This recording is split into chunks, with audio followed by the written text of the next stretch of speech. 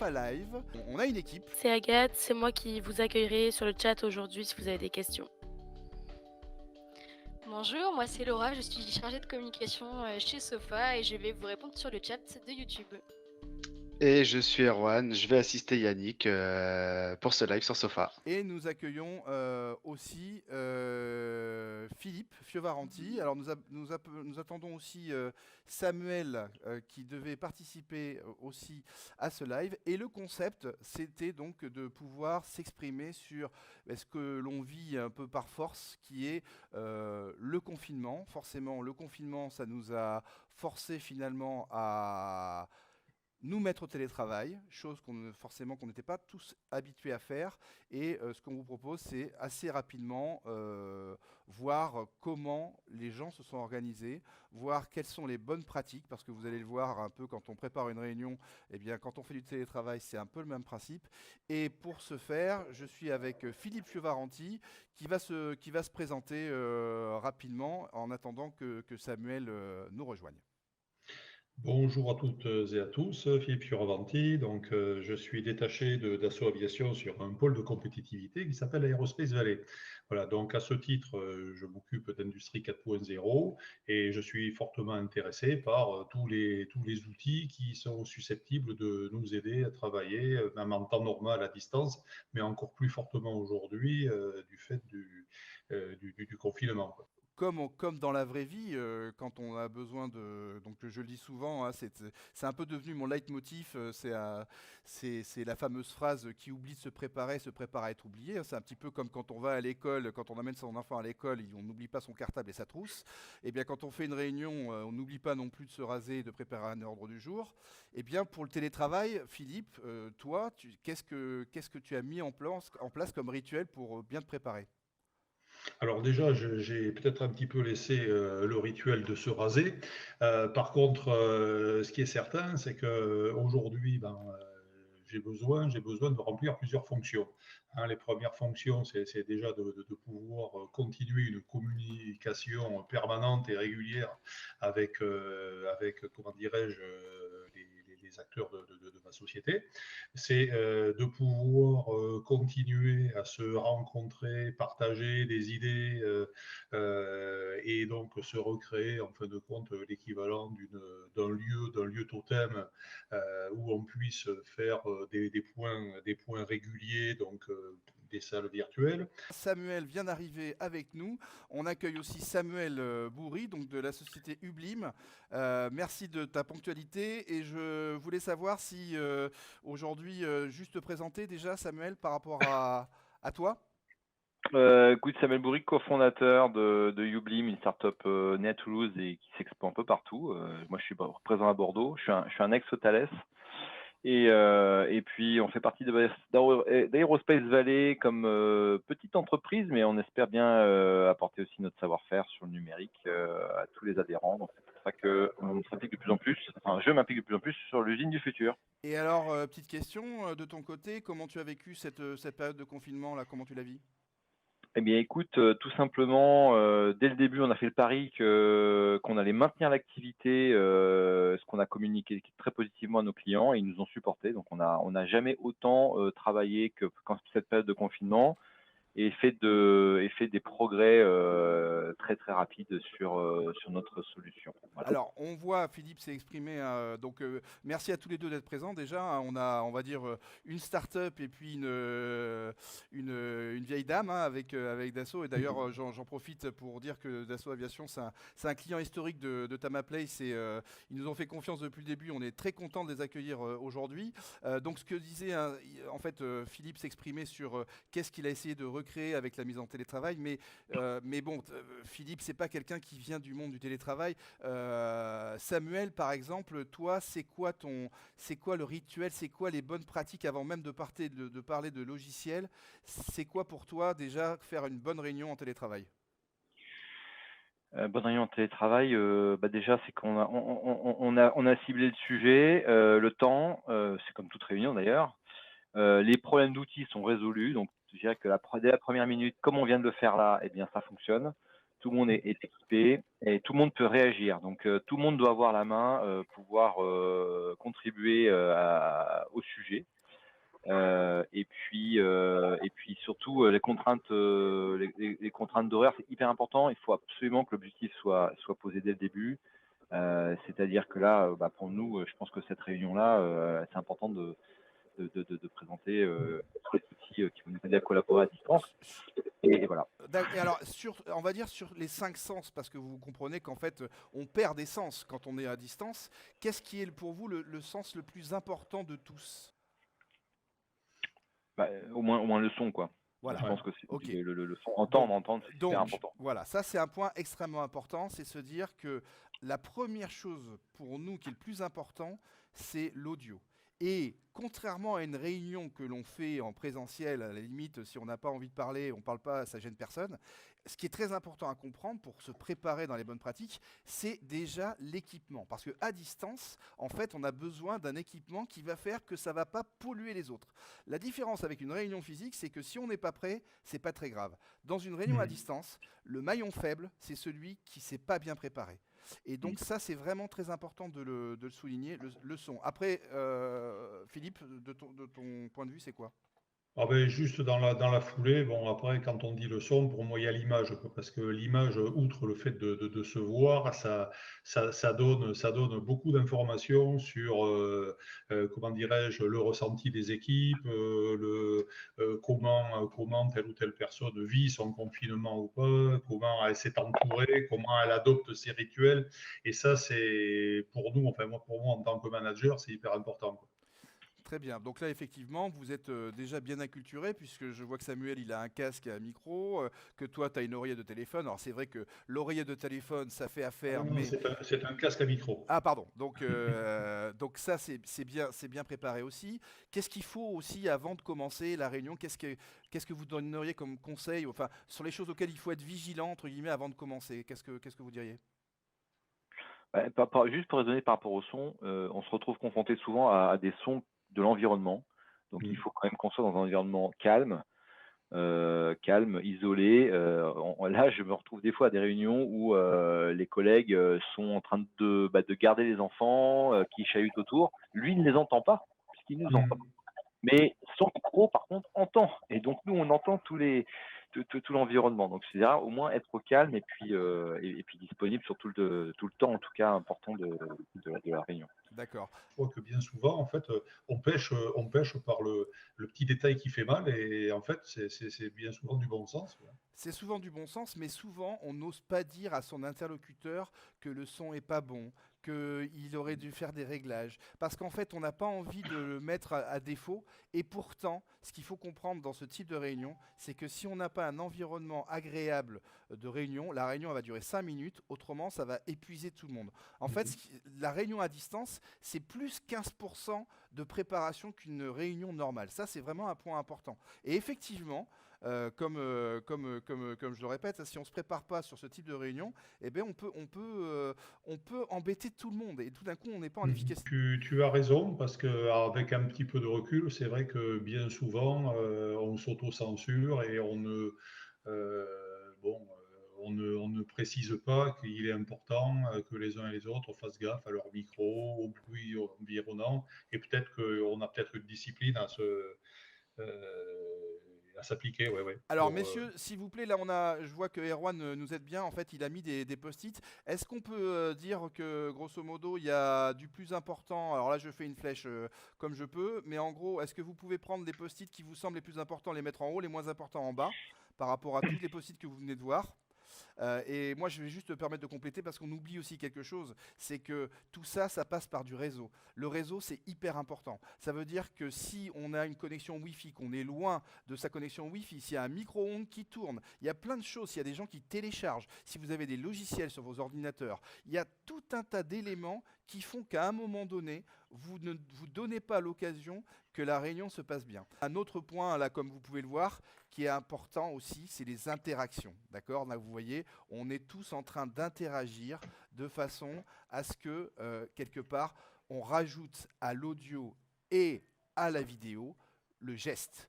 Et ça, le geste, c'est un point qui est important. Bon, super. Écoutez, déjà, merci de votre intervention par rapport à ça. Ce que je vous propose, c'est que là, on va attaquer un sujet qui est beaucoup plus intéressant, c'est la partie les logiciels. Parce que, en gros, pour des personnes qui sont inculturées, ils connaissent à peu près les logiciels qui existent, mais ceux qui débarquent dans le télétravail, je pense qu'aujourd'hui, personne ne comprend rien. Et pour ce faire, ce que je vous propose, c'est qu'on va faire un petit exercice. Pour travailler en équipe, c'est pas se dire qu'il y a une application qui va tout faire. Ça, c'est pas possible. C'est plutôt un enchaînement d'applications qui va répondre à un certain nombre d'usages pour que ce soit le plus proche de d'une réalité, entre guillemets, physique, de travail en équipe. Donc, on aurait du Teams, par exemple. Donc, alors, ensuite, pour moi, il y a des applications pour suivre. Donc, les applications pour suivre, c'est plutôt des applications qui vont... C'est plutôt des gestionnaires, finalement, de tâches. Donc là, qu'est-ce que vous utilisez, vous aujourd'hui, Philippe, tu utilises quoi, toi, pour échanger, par exemple? Mis à part les outils société, donc je nommerai pas parce qu'ils sont méconnus du grand public, mais par contre, on utilise fréquemment du Project, par exemple. Tu vois, des outils de gestion de projet tels que Project, voilà, ça typiquement. Mais par contre, après, il y a des outils beaucoup plus classiques également, comme Excel, qui permettent de faire des suivis, des indicateurs. Okay. Voilà, Samuel, je citerai ces deux. Samuel, dans ta vie, c'est quoi? Dans notre vie, c'est Jira pour la partie dev technique. On utilise le Trello sur les équipes marketing. On échange, on suit, on stocke. Alors, on stocke. Qu'est-ce qu'il y a comme solution pour stocker? Donc là, en termes de stockage, soit on a tout bêtement nos fameux disques avec des répertoires, des SharePoint, voilà, tout dépend, ou alors des bases de données suivant ce que l'on veut, ou alors on peut stocker. Enfin, nous, dans le cas de l'entreprise, on ne l'utilise pas, mais sinon, on peut imaginer également des solutions cloud qui voilà. Après, sous réserve, bien entendu, que derrière, on ne soit pas assujetti à des problématiques de sécurité ou autres. Mais bon, voilà. D'accord. On utilise Google Drive, enfin Google Apps, quoi, avec toute la suite de... D'accord. Donc du local ou des solutions Drive ou du Dropbox ou des solutions professionnelles, j'imagine, derrière. Ok. Alors, après, pour partager. Alors, qu'est-ce que j'entends pour partager? C'est en gros des solutions sur lesquelles on va pouvoir mettre de l'information et comme un Facebook, en gros, mais un Facebook professionnel, on va pouvoir aller la chercher. Donc, qu'est-ce que vous utilisez, vous, comme solution aujourd'hui? On est entre le Google Apps et puis on utilise aussi Confluence, qui est un wiki fait par Atlassian, qui est même éditeur que Jira. Alors, quelle est la définition, Samuel, toi, que tu donnes à partager? La connaissance, partager la connaissance. D'accord, ok. Donc effectivement, on a des wikis, on a des Confluence. Peut-être, Philippe, au sein d'Aerospace, je crois que vous avez Connect, si je ne m'abuse. Nous, on a Connect, ouais. D'ailleurs, on peut l'y mettre, là, ouais, on a Connect. Et puis après, on a du Connect et on a également, donc, en partage du SharePoint. Ok, très bien. Alors après, pour se réunir, qu'est-ce que vous utilisez pour vous réunir? Pour se réunir, j'ai envie de dire que voilà, une réunion comme celle que l'on mène en ce moment, là, typiquement, on utilise entre autres du sofa, mais par contre, on a d'autres possibilités pour se réunir. Alors, excuse-moi Philippe, je crois que quelqu'un vient d'arriver. Alors, c'est Monsieur Sauveur. C'est Tiffaine. Non, madame.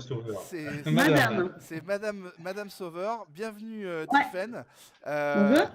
Donc là, on était en train de parler, entre guillemets, de la suite logique de solutions pour collaborer. Donc Philippe a déjà, entre guillemets, parlé, entre guillemets, sur les différents outils. On était en train de se dire quels outils pour se réunir, Tiffaine. Alors tu peux peut-être te présenter parce que tu viens d'arriver, je pense que les auditeurs ne te connaissent pas, donc tu peux peut-être te présenter. Bonjour, Tiffaine au service communication d'Aerospace Valley. Voilà. Pour se réunir, nous on travaille avec Plex. actuellement. Webex. Ok. Ouais.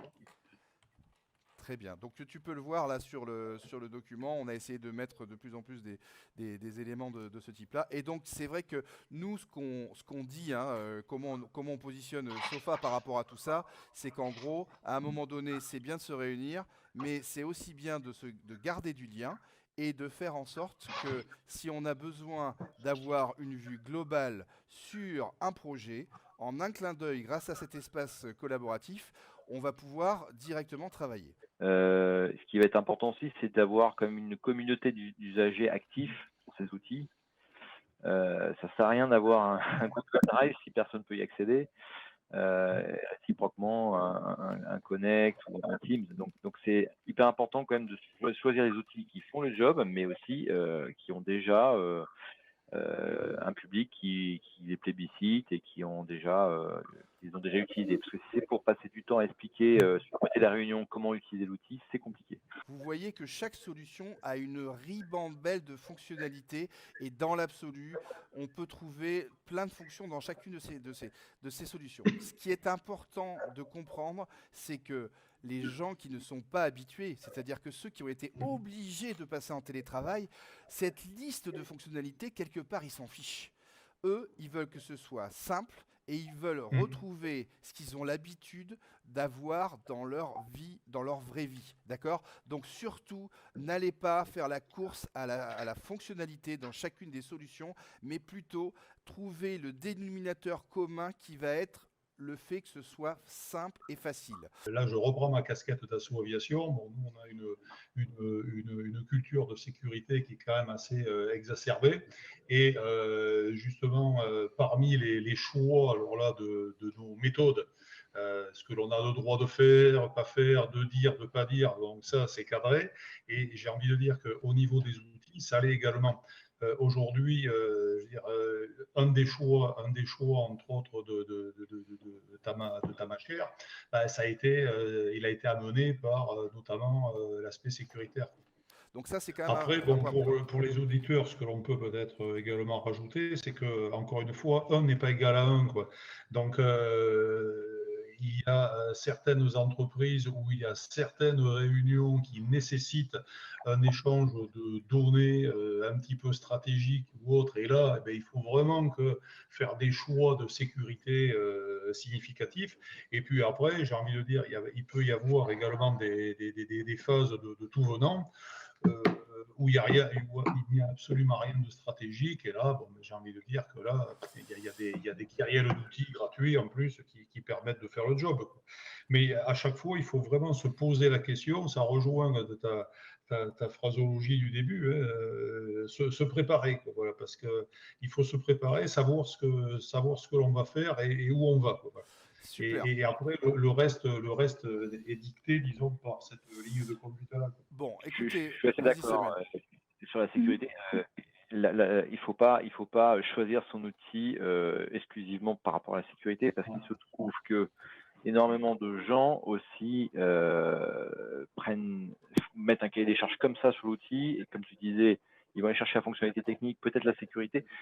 Et in fine, ils vont choisir un outil qui est hyper sécurisé, que personne n'utilise parce que il faut qu'ils ne pas tous les matins. Et puis derrière, qu'est-ce qu'ils vont faire? Ils vont utiliser le mail. Le mail qui est quand même l'outil de communication le moins sécurisé, puisque toutes les données transitent en clair. Donc attention, ne soyons pas des ayatollahs de la sécurité, il en faut, mais pas trop. Super. Écoutez, messieurs, dames, il est 14h, c'est la fin de ce live. Déjà, je tenais à vous remercier tous les quatre et aussi l'équipe derrière qui a fourni service particulièrement à Erwan qui a illustré pendant cette session nos propos. Donc ça, c'est vraiment important. Je voudrais insister sur l'importance du visuel. On oublie aussi beaucoup qu'une session à distance, il faut beaucoup de visuels. C'est ce qu'on on s'efforce de faire avec Sofa.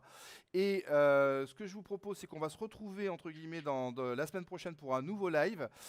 Merci à tous. Je vais vous faire juste découvrir, parce qu'il y a un point aussi qui est important dans une réunion, c'est le compte-rendu de la réunion. Et bien entendu, on va finir par ça, par un compte-rendu automatique de cette réunion. J'en profite pour vous dire merci à tous et je vous dis à très bientôt dans un Sofa. Merci. Allez, merci beaucoup, Yannick. Oui, merci à l'équipe. Au revoir. Au revoir. Au revoir.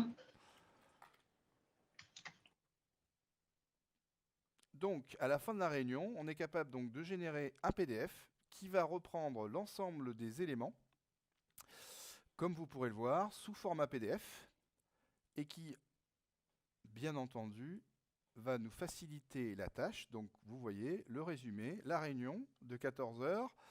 On était 7 avec les mots de passe, pardon, avec les emails, et la vue générale, et ainsi que tous les éléments qui ont été diffusés pendant cette